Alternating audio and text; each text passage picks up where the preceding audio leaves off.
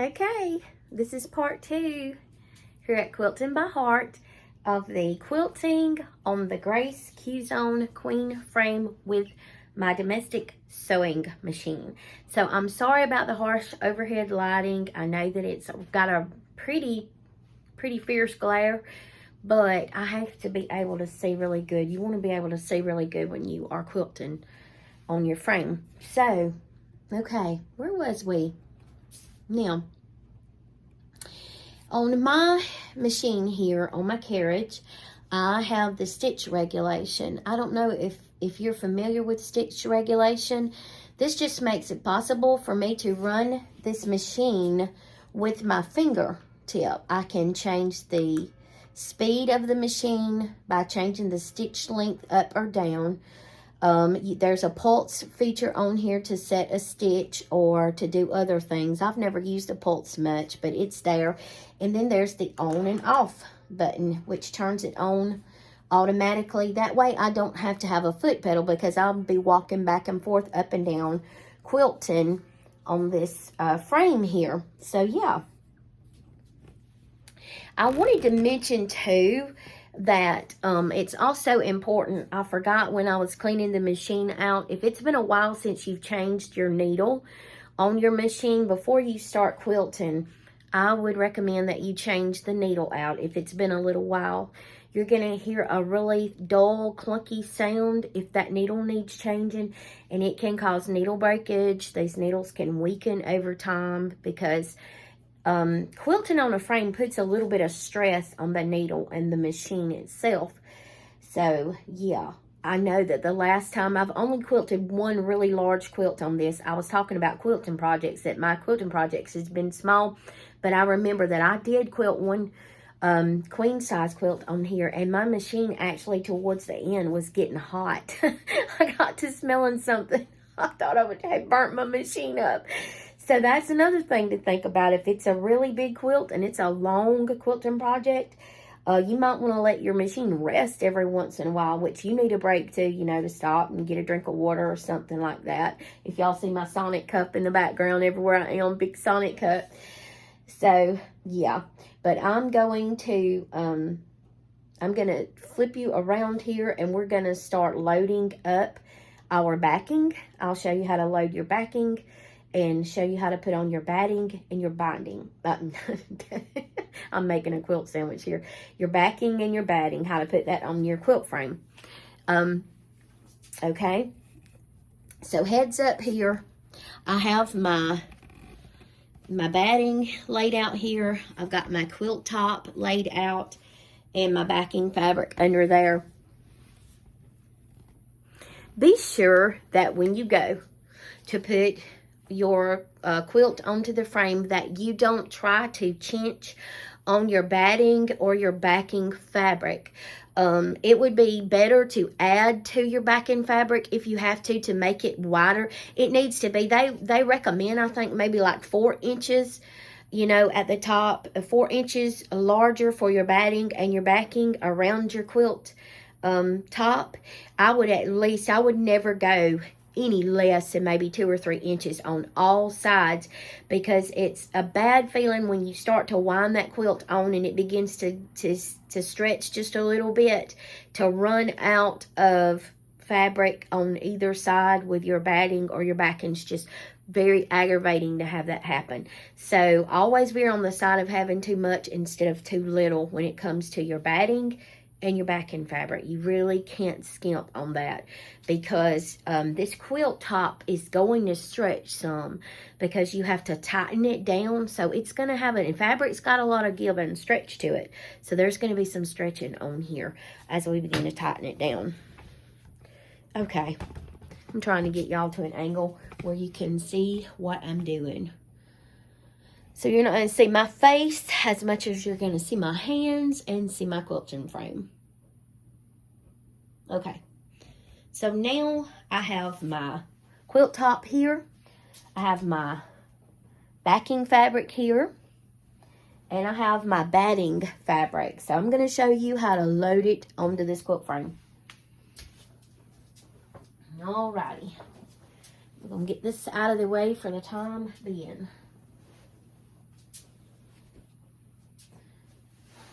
Okay.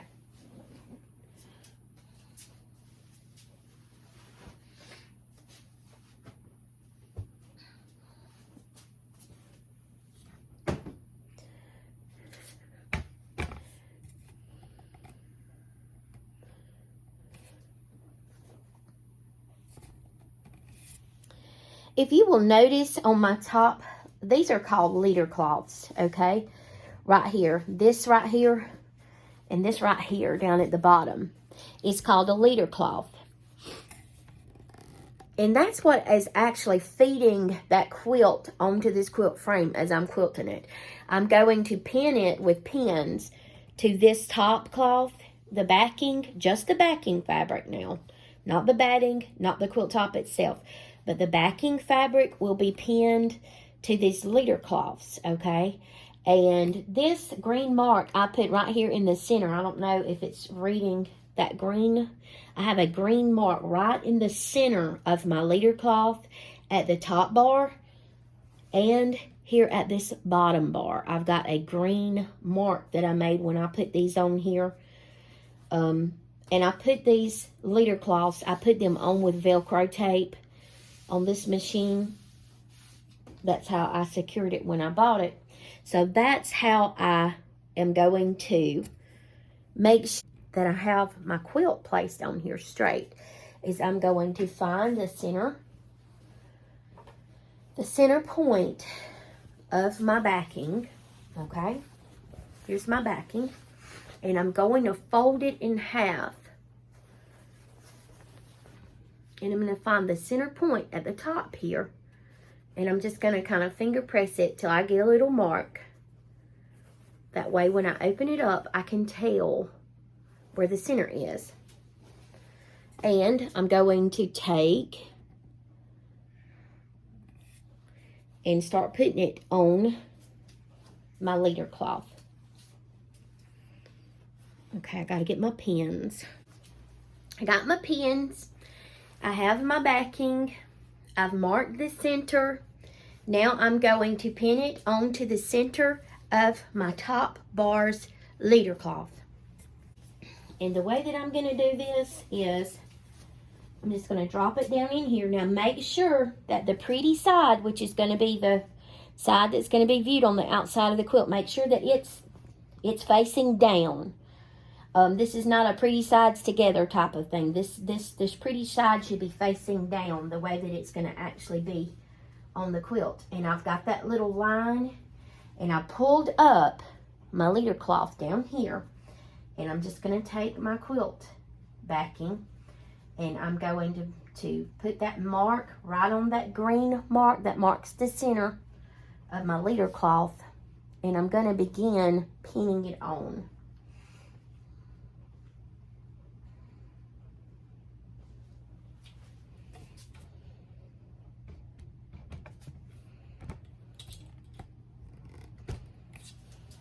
I don't know if you can see that. I'm going to begin to pin this on all the way down. So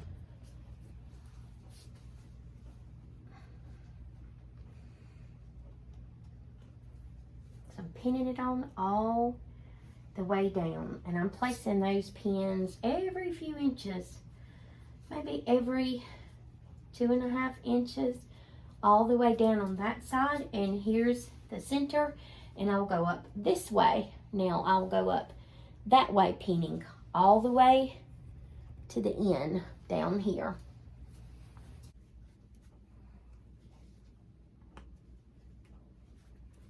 You want to make sure that you get it on here pretty firmly. You want to pin it well. You sure don't want your pins to slip when it gets any stress on it. So far, I've never had that to happen. It hasn't come unpinned or anything like that with me. So I've got it all the way pinned, all the way across here, all the way across this top bar. You can see those pins. Now, I'm going to drop that down, in here. And I'm going to come up, just let it fall between the bars. And I'm going to come up at the bottom side here, okay? And there's a mark on my leader cloth right here. There's a green halfway mark. So I'm going to come down here. I'm going to hold up my fabric, fold it over, and find my center point right there of my fabric. This little center point. Finger press it. Bring it back. Pull this up and begin pinning it at that center point right there. I wished I had a better camera so y'all could see this better.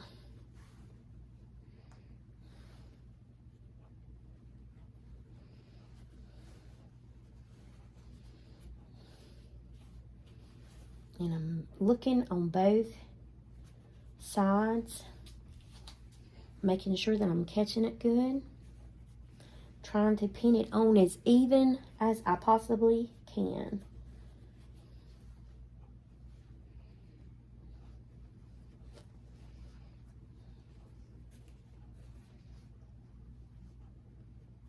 Some people use the long corsage pins. I mean, if you had a really big heavy quilt, you might need to do that, but for most applications, I find that regular quilting pins, regular pins do the trick for me.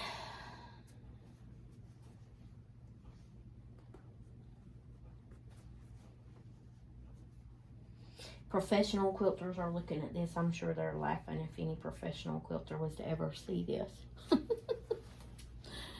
Okay, we're going to go this way and keep on pinning. It's not really hard to do once you get the hang of it. But know that this is going to, there will be a little bit of blood involved at some point. In every quilting adventure, just about. I'm going to every time inadvertently poke myself with one of these pins. An awkward angle, I know, but I'm pinning it on here all the way down to the end. All right, now that I've got it pinned, let me see here the best way.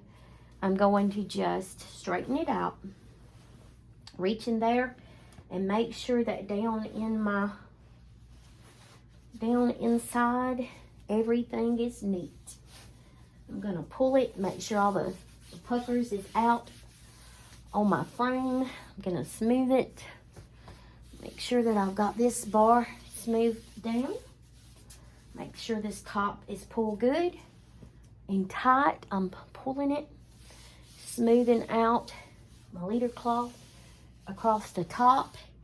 And then I'm going to go down to the end and begin to turn the ratchet that will draw it up onto the bottom bar. You'll see what I'm talking about.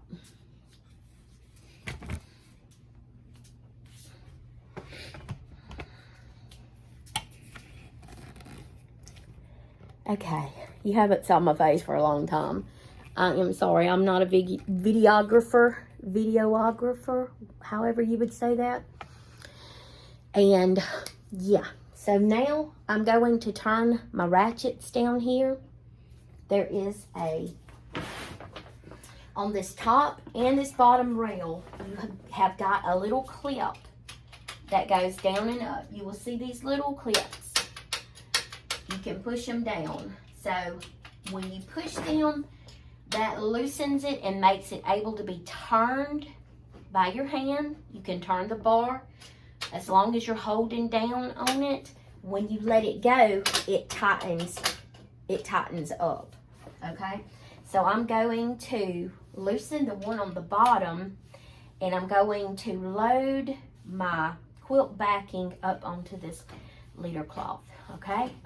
I'm just rolling it. Can you see that? I'm holding it engaged and I'm beginning to roll it. Now as you're going, you're going to see some puckers start getting in your rail, and you just smooth it out with your hand and make sure that it's going on smoothly. Try to make sure as you're winding it up and it's drawing up, you'll see it's drawing up your quilt back in here. Try to take your hand and smooth it out up and down the rail. You see what I'm doing? I'm taking my hand and I'm smoothing it out up and down this rail. And I'm going to continue winding it up. And you'll see it's drawing it up from the bottom. It's drawing it up on this rail. And I'll go through sometimes and I will rearrange it because I want it to be drawn up firmly onto this bottom rail.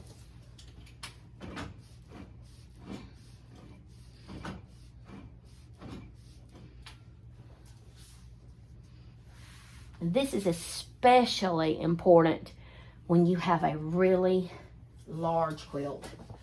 Very important to draw it up straight and tight.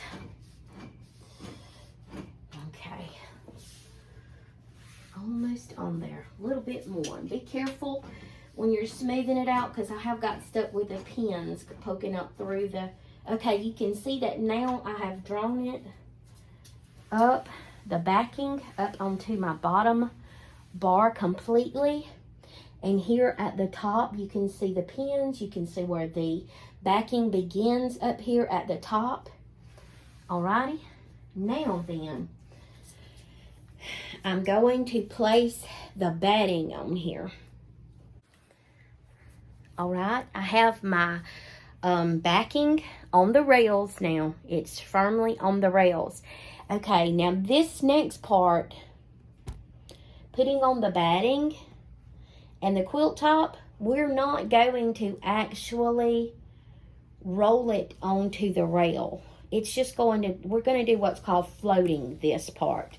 We're going to float the batting and the quilt top. We're just going to kind of float it on top of this rail system.